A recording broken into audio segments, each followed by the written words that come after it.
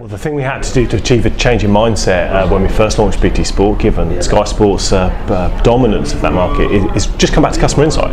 You know, it has to start back with what do customers think, what do they like, what do they not like, what's missing from the market, and really bring it back to that. And what we tended to find was that customers really did love Sky Sports. You know, we've got a huge respect for them at BT, but we also thought there was an angle that we could play that was different. You know, we could be a bit fresh, come from more within the game, and present from inside the match and bring it to fans in a completely different way. And so we spent a long time in focus groups, doing research and seeking to really get inside the mind of the fan, which I found fascinating personally. You know, there's a lot of few products I think on earth that are more passionately engaging of customers than sports. So yeah, it's all about insight really.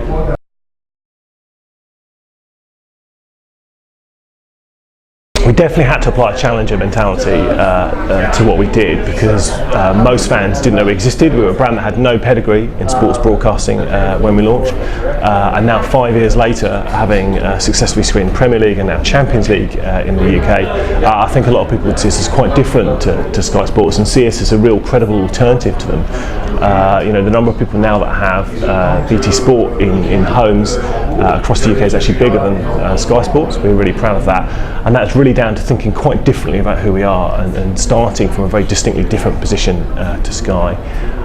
A lot of Sky's promotion is quite hyperbolic, and we are much more down to earth and much more realistic about what we could offer fans, and I think that shines through in the way we market and the way that the coverage gets presented on air. That was really important to us.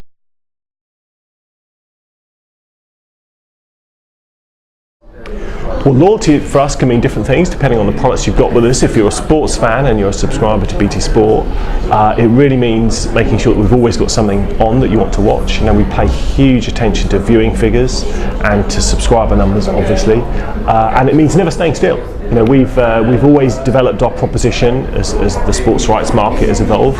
So we've added boxing or Ashes cricket or Speedway or MotoGP, always been changing it throughout and making sure that we've never really stood still in our rights. And you know, the fans that like the channel really love that. They love that there's always something different to watch on it. And so we've grown from 2 channels to start with to now 4 live 24/7 stream channels, and it's all about just staying relevant, I think.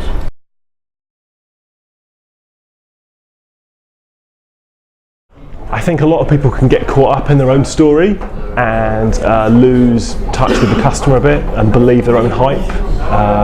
With the best of intent, they always want it to be a great success, but you know, if you're trying to make you know, an amazing brand that's going to change the entire world with not very much, you know, that's often pretty hard to do, and sometimes you can get a bit lost in your own hyperbole. So I think you've got to stay grounded, and you've got to bring it back to customer insight. You know, if the customer's not telling you they're prepared to pay that price for that product, that's not going to work. You know, you've got to find the right value exchange for the customer.